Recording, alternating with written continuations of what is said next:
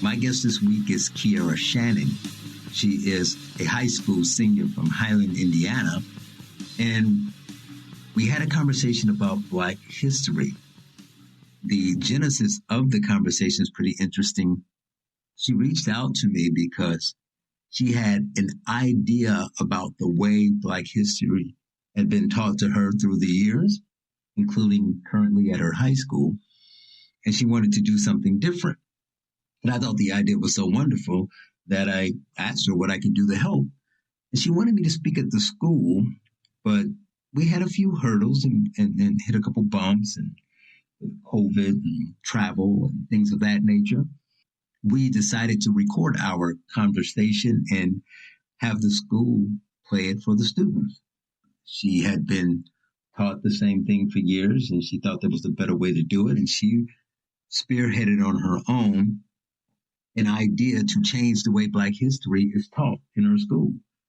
This is what we talk about. We talk about how Black history is taught, what needs to change, and what is a better way to do it. Here is the first segment of our interview. Keira, thank you for joining me. Thank you so much. Well, I don't know how much you talk about this or it comes up, but I unfortunately have to talk about race a lot in what I do, my writings and things, and in reference to my book. But I think that everybody brings some interesting thoughts to the topic, and the voice that seems to be left out is the high school student, right? You are old enough to be seeing this stuff long enough that you should have a say in what's going on. And I heard that you had a really interesting take on Black History Month and the way it's being taught. So I wanted to talk about that. Why did you see an issue with the Black History Month curriculum and why you wanted to change it? Well, there are three things that come to mind. Well, the first thing is there's more to Black history than just slavery. Of course. Second thing is, one thing I did notice that every year of school that I've been in school, they've been talking about the same four people. And I like to call them the Fantastic Four. And they consist of Martin Luther King, Malcolm X, Rosa Parks, and Harriet Tubman. And my third and final reason is that I have to admit that I do attend a predominantly white school with predominantly white teachers. And I feel like that there should be people who should talk about Black history and that share the same Black culture as me. Okay. Do you think that, obviously you say that they're focusing on a very narrow view of what Black history is. So would you agree? I think there's two pieces to this. So there is a huge lack, and I talk about both. Sometimes I hear people talk about one or the other. But there's a huge lack of Black excellence in Black history curriculum, regardless of whether it's Black History Month or when they bring it up. They don't talk about it enough. When they talk about it, like you say, it's what I'm going to steal that. I will accredit it, but I will steal that from you. I like the Fantastic Four. So I will say that they teach the Fantastic Four. They all four of them had their put their imprint on the history of America, and it should be taught. But they teach it as if it's the whole of the Black experience. So there's no Black excellence. There's no innovators, no inventor. You would think that Black history or the Black existence in America is all slavery, Jim Crow, and mass incarceration, and that there are issues, which there are, that need to be corrected. I don't think you're saying that, and I'm definitely not saying that it is, but we focus on that so much. I bet if you ask the average person, do the man on the street thing, it's like, name something Blacks have invented, a Black person has invented. And they couldn't. They would be like, I don't know, hip-hop. I don't know, that'd be the list. Hip-hop, right? They'd be like, Jay-Z invented rap, and that's all I know, because they probably wouldn't know anything before him either. So that is a problem. Talk about that. But then also a fact that the other side of the coin, and what we hear in this education debate when we talk about race, is we need to teach Black history. That's not, even though the people who want to teach it don't focus on the excellence like you talk about, but they also, some of them anyway, find themselves in a precarious position of feeling the need to tear down others, right? So it has to be this bad experience, all of black existence is bad, which in itself is not true. And it's bad because all whites are bad, right? So they tend to denigrate. In order to talk about the black experience, they must denigrate others. So tell me what you think about that. And ideally, because you go to a majority white school, so I'm assuming many of your friends are white and you get along great with them. How would that play if that was the way they were teaching black history? Well, yes, that is true. I do have mostly white friends. I can't admit that. I can't, because it's the truth. Because, of course, I do attend a predominantly white school. But when I was living in Valparaiso, Indiana, I lived there since when I was in first, second, and third grade. They had showed the movie Ruby Bridges every year. Mm-hmm. Just every year. And as a little kid, I really didn't think nothing of it. I was just like, oh, yay, we get to watch the movie we watched last year. Then in fourth grade, my family and we had moved to Highland, Indiana, where I currently live and attend Highland High School. Then I started to notice, again, they kept showing the same Fantastic Four people known as the Reverend Dr. Martin Luther King Jr., Malcolm X, Rosa Parks, and Harriet Tubman. And I was just tired of learning about them because I was like, this is a pattern that continues on over and over and over again.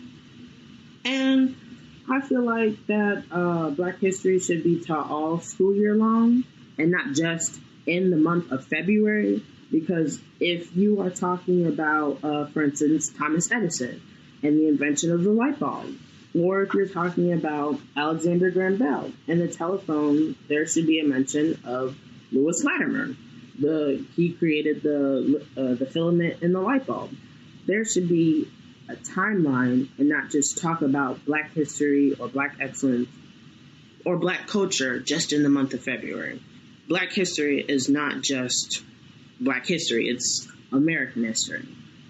And while I'm on the topic of talking about excellent Black people, I like to mention Dr. Hal Williams. He was the first person in American history to perform a successful heart surgery. And, of course, you probably both know, he was Black, but he was first of any race, to perform a successful heart surgery. And in my opinion, like I said, American history is not just Black history. And I would also like to mention Dr. Charles Drew. He invented the technique to separate red blood cells from blood's plasma. And yet again, he is Black.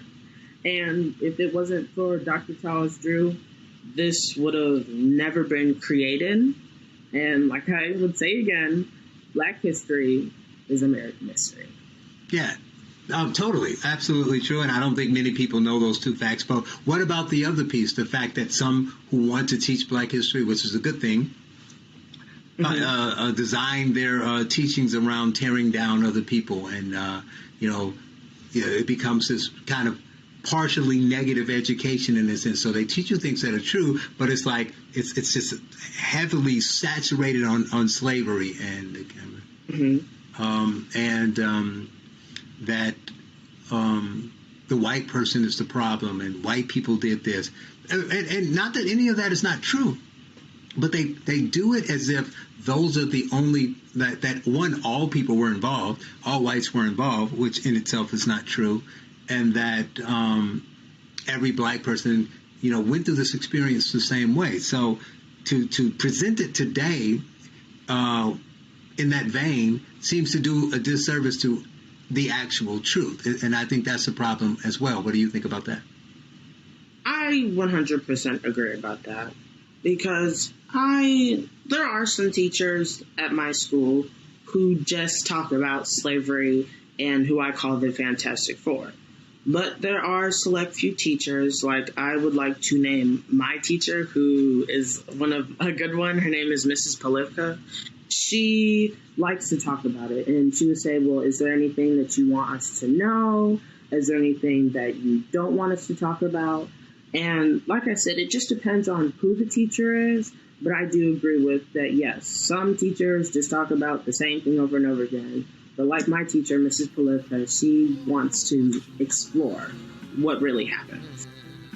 Coming up, more with Keira Shannon, Highland High School student, discussing the proper way to teach Black History Month. You're listening to The Charles Love Show on AM 560, The Answer.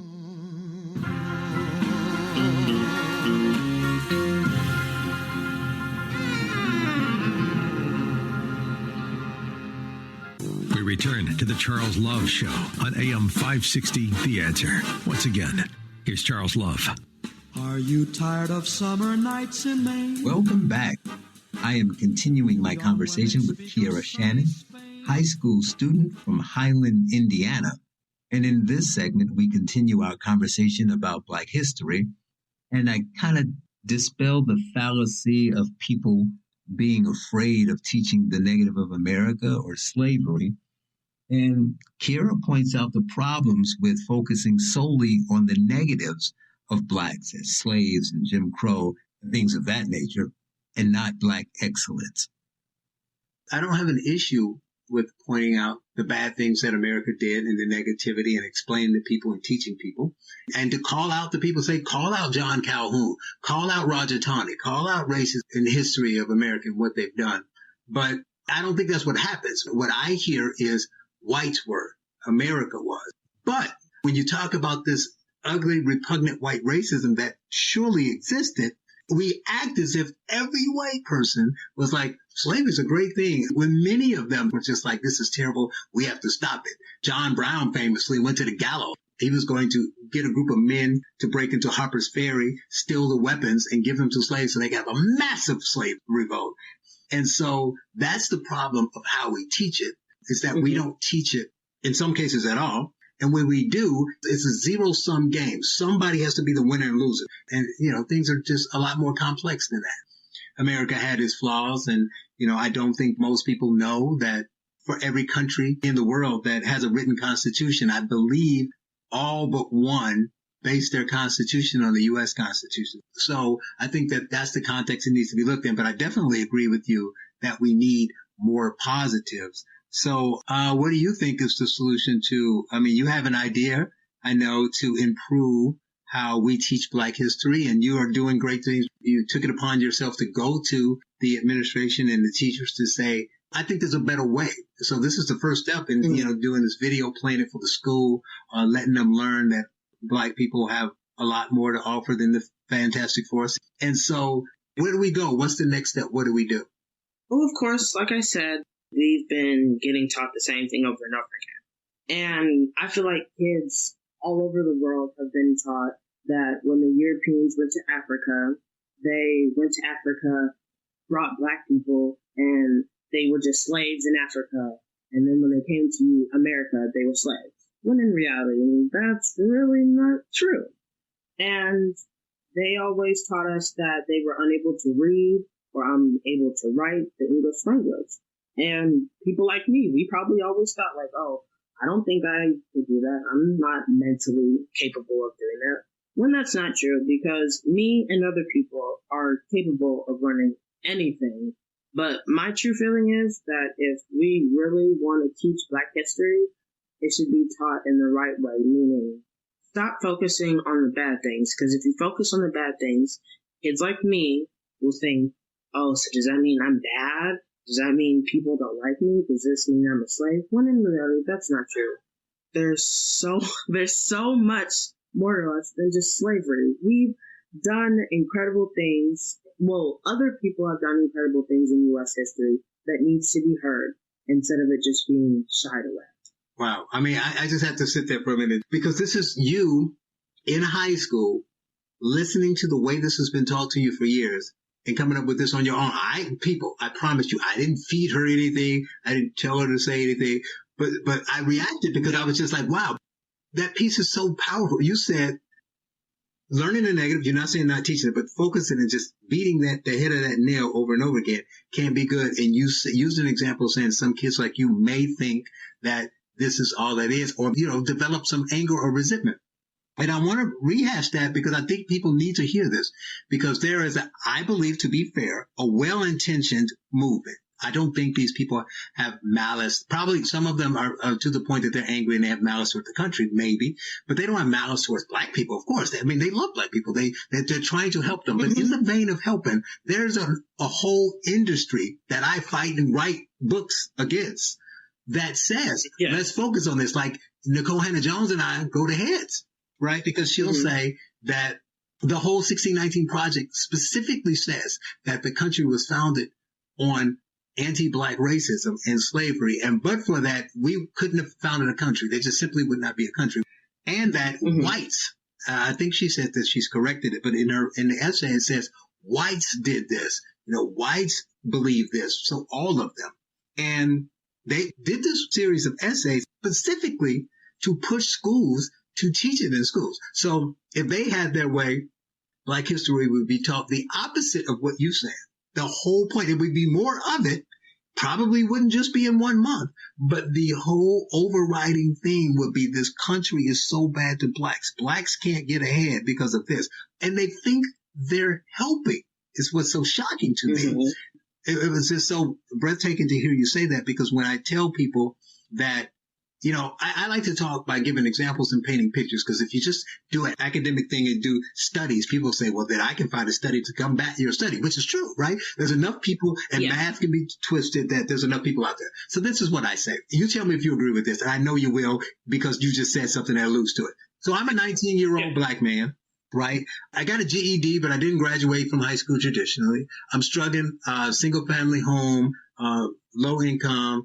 There's a lot of gang and drug activity around me, but I'm fighting against it. I'm raising above. I am struggling, working the minimum wage job, as crappy as that job is, with all this influence around me, but I'm going to do the right thing. But what's pushing me and motivating me is seeing celebrities do well. So I know, regardless of what racism or what opportunities I lack, I know the opportunity in this country is unlike anywhere else in the world, which is true. And I look at LeBron and I look at Oprah and I look at these people and I say, they can make it. I'm going to work hard. I may not be that rich, but I can make it. So then he goes home after his scrappy minimum wage job and he turns on the TV, and LeBron is saying he's being hunted. And Oprah is saying, yeah, I'm a billionaire, but that poor white in the trailer park has more privilege than I do. Tyler Perry is saying, yeah, I may be successful and rich, but just imagine how successful I would be if I were white. I'd have twice as much money. So there's nuance into that. There's a bit of truth in that. I disagree with most of it, but we can go back and forth. But that's not what's important. What's important is, what does that 19-year-old kid think when he sees that after over and over again hearing all these celebrities, John Legend, over and over again, Don Lemon, these people, and they keep telling them this? Wouldn't he just logically at some point just throw his hands up and say, what's the point if they are telling me this whole country is against me and you can't succeed, and they're successful? What's the point of me trying? Isn't there a chance that there's plenty of people out there that they care so much about that they're trying to help that won't take this message the way they think they'll take it? I 1000% agree with you. There is no disagreement in what you just said. I agree with you 1000%. Because the intent doesn't matter. What I hear is, man, this country's out to get you. But you have 6 mansions. Don't worry about that. You should be scared every day of your life. That's my sole problem with Nicole Hannah-Jones. Do I honestly believe, people call these people grifters? I don't think she is. I think they exist, but I don't think she's doing this for money. I don't think she's doing it for fame. I think she really thinks she's helping. But what she's doing isn't helping. If you take an inner city school in Chicago that has a 75% graduation rate, but half of them are just being passed through and can't read at grade level, and just switch the curriculum to teach them more slavery, you won't change any skills or opportunities. And on the flip side, you take a white school and push this stuff on there. Some people may learn some things they need to learn, which would be good, but I think a larger percentage of people, you get backlash. They'll be like, well, why I got to be bad all the time? How can that help anybody? You saying that made me think about that. And I think that, this message is going out to a lot of people. Your school's going to watch it, hopefully. And they need to understand that there's a problem in creating a Black life is negative. First of all, most Black people, even if they're poor, don't think their lives are terrible, right? So the only way they start to think that it's terrible is when you tell them that it's terrible. So what you have is all these people who are upper middle class or wealthy whites who don't know what Blacks, and if they do, the other Blacks are wealthy. I know Black people, I know Jay-Z. It's not the same thing, right? So you have these people telling Black life is rough. But they don't know what Black life's like. The average Black person was, my life is rough. I didn't know that. So if there are problems and there are gaps and there is racism and things that need to be fixed, why don't we focus on that? Better STEM training, more opportunities. Middle class people like me and wealthy people like them should be giving back money and time and training people. That's far more effective than writing a book that's saying whitey's bad.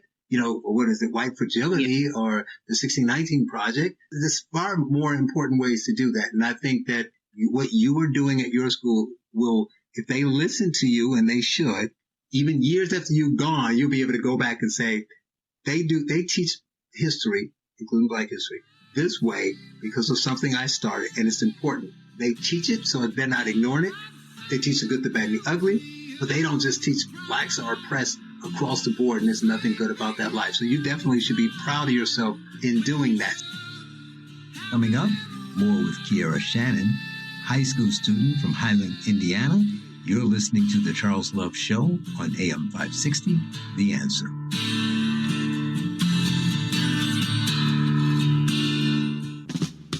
You're listening to The Charles Love Show on AM 560, The Answer, with your host, Charles Love.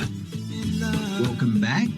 I am continuing my conversation with Keira Shannon, sophomore at Highland High in Indiana, and we're talking about Black history and Black History Month. And she explained how the focus on negativity is not the best way to approach this, and how she thought Black excellence was important. But here she was going to blow a lot of people's mind with her idea of how we move in the right direction, first by making an upgrade to Martin Luther King Day. I actually want to rename Martin Luther King Day to Civil Rights Movement Day. And once again, I said rename, not change, to Civil Rights Movement Day. And I feel like I want to do this because, yes, once again, Martin Luther King, he did do a lot. But I feel like there are a whole bunch of other people that need to be recognized and show that they did something and not let it be focused on one man. And this whole civil rights movement thing was not just one day. It was a generation filled with everything, a whole bunch of stuff, and not just one day, and a whole generation. And I feel like if we expand our recognition to this movement, and not just a single person, I believe we will also expand our thought process, education, and teachings, which should be the real goal. I need to know who's raising you. This is just ridiculous. This is just too crazy. Somebody's picking get out of my head, people, whoever they are. Because I've been saying this for years. I was a lone wolf. I don't generally bring it up in interviews either because it doesn't come up or it's just too shockingly genius for them. And I don't think the human mind can take it yet. It's got to be babysat. But that's been my point.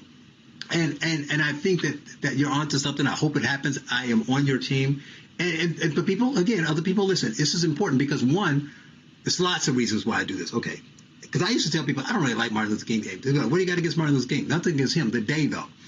Because, one, you are, like you said, condensing a movement to a man. So, did some great things, obviously. So, kudos to that. But maybe he pushed people and motivated people to move with his wonderful speeches. But change came because hundreds of thousands of people acted. When there's a bus boycott, a bus boycott isn't Martin Luther King refusing to take the bus. It's all the black people in the South whose sole way to get to work was on the bus deciding we're not taking the bus, right? When people had sit-ins at the lunch counter, that wasn't Martin Luther King sitting in at a lunch counter. That was people sitting in and getting arrested, then people coming the next day and they getting arrested, and then different people, including whites, getting arrested. Right? Look at video of the March on Washington. So there's that thing, which you said. But also, this is where it seems like I'm taking a knot in Martin, but it's not. It's educational. It's like you need to understand the whole thing. One of the things I used to ask people when they talk about Martin Luther King Day and the Civil Rights Movement, I say, whatever. And it's like, why? What's your problem? I say, first question is always, who is A. Philip Randolph? And when I get crickets, I say, well, then step off.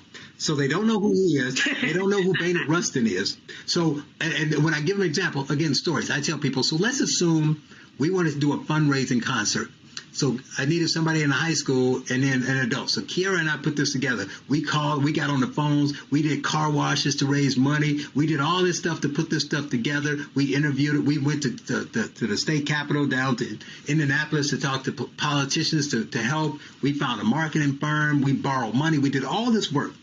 And then we say, we need a spokesperson. So we hired LeBron. And then it became the LeBron fundraiser, and everybody remembered LeBron. That's Martin Luther King to A. Philip Randolph and Baynard Rustin. You know Martin Luther King, people? Here's a little fun fact for you. Did you know Martin Luther King was just a speaker at that march? There were lots of speakers. He didn't organize it. They invited him to speak. There were a list of speakers. He was one of them. So how do we have a holiday named after the guy? Did he have the best speech? Probably.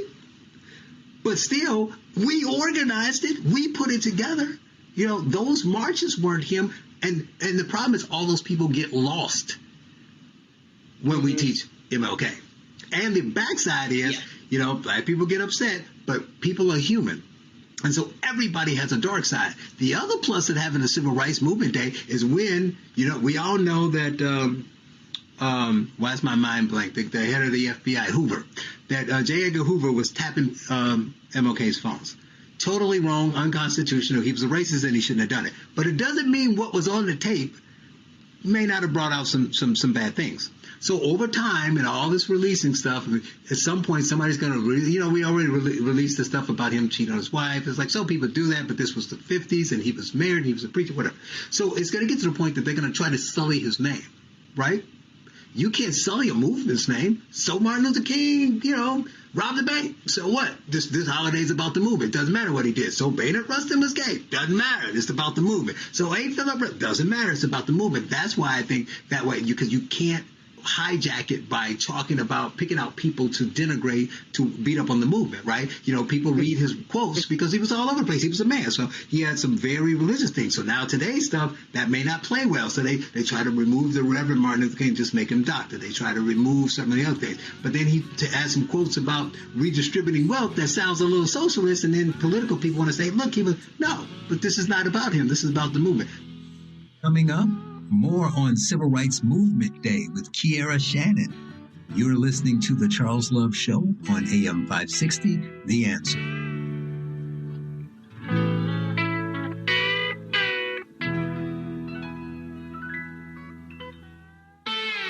Now, more of The Charles Love Show on AM 560, The Answer, with your host, Charles Love. Welcome back. I am continuing my conversation with Keira Shannon, high school student from Highland High in Indiana.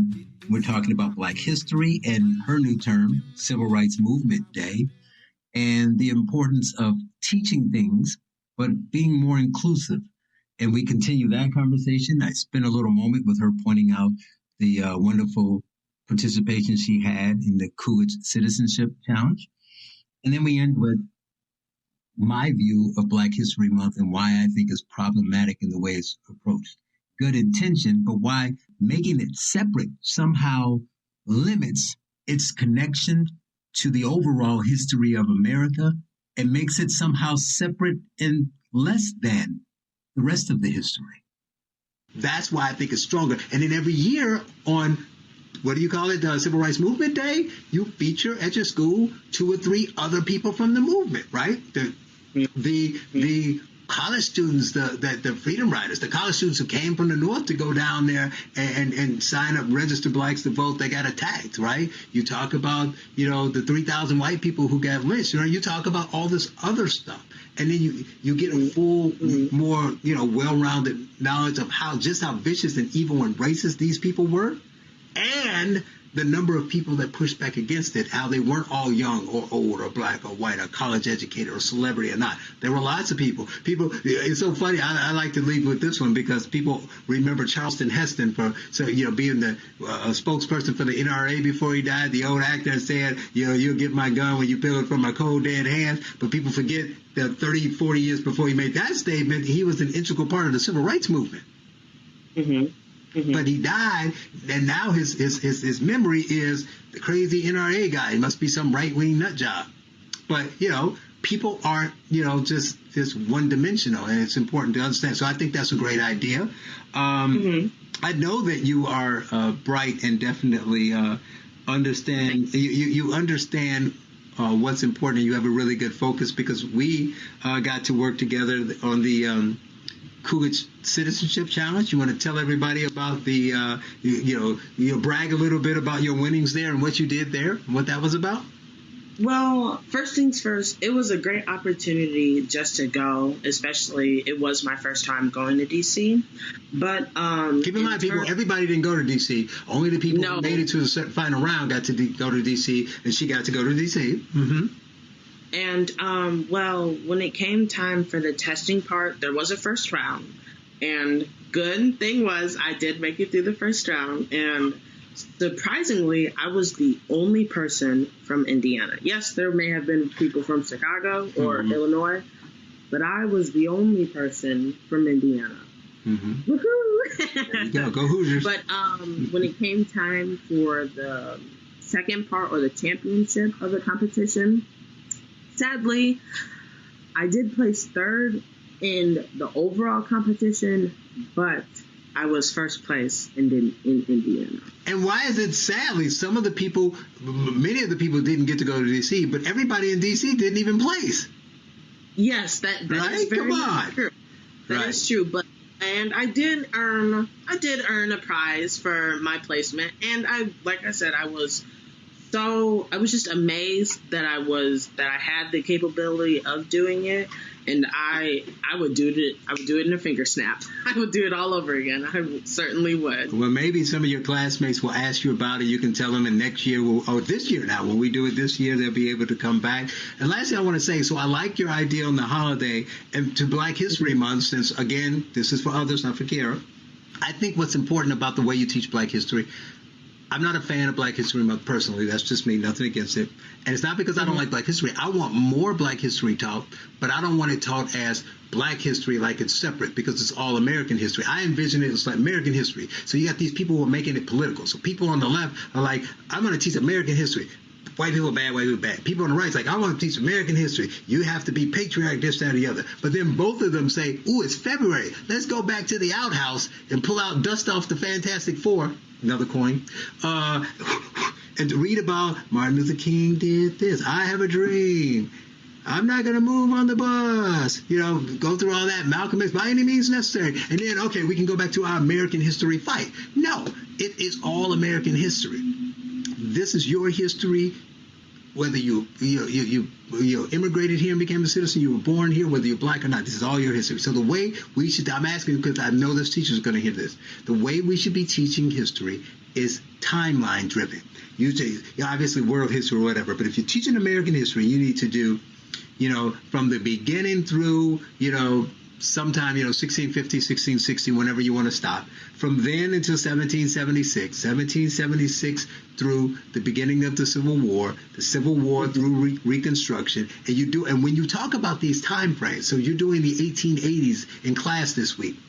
You teach everything in the 1880s. So you teach slavery. So I'm not saying don't teach slavery, but you need to teach that there were free blacks, because a lot of people don't know 10 to 13% of what blacks were free. So teach what the free blacks were doing. Teach what the abolitionists were doing. Here's one for you. Teach what the Chinese were doing. There's a Chinese Exclusion Act of 1883, so they had to be around. Nobody knows where they came from. It's just like, whoa, they just came here when they started suing to get into Harvard, and they had no history before that, right? Teach about 1850. Teach what was happening in the gold rush when people went out to California. Teach, there were black men who fought for Texas independence. When we talk about remember the Alamo, there were brothers down there trying to fight for their freedom there too, and they were free, many of them. So blacks were going there because they could be free. So you can't just say that we're going to carve out the black parts, teach it in a month, and then teach the rest. Because when you teach the rest of America, it's got holes like Swiss cheese.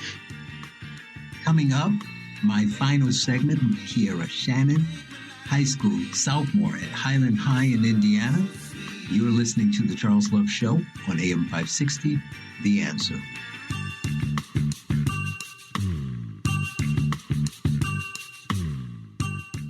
The Charles Love Show continues on AM 560, The Answer. Here's Charles Love. Welcome back. I've reached my final segment with Keira Shannon, high school sophomore at Highland High in Indiana. And we've been talking about Black history, her ideas to improve the way it's taught. But I end here by pointing out some important things that are left out, both when you don't teach history in its proper context and when you don't look at it holistically. So, as she points out, not only is it bad that we only point to negatives about Blacks, not Black excellence, teach both, not eliminate the bad, but you also can't just teach that whites were bad. And lastly, you can't just eliminate everyone else. Most other groups and ethnic groups and Chinese and others aren't even mentioned until like World War II, as if they just showed up here in the 1940s. So I talk here about how best to approach all of American history. You need to just go through each time. In the 1920s, when you want to teach what's happening during the Great Depression or before, you talk about the Harlem Renaissance. You talk about Langston Hughes. You talk about all the Ivy League college grads who were Black. There's a lot of things you can touch on as you go through. But you can't do it if you're so limited and when your thought process of Black history is just oppression and the Fantastic Four. So hopefully you will watch this video and you will learn something. Go research some of the people that I could list a lot more people too, but go research some stuff. Go see if what I'm saying is true. It is, and understand that American history is a really rich fabric of what we call the melting pot, and it came to be because of what everybody did. Talk about, we can't forget this, the immigrant experience.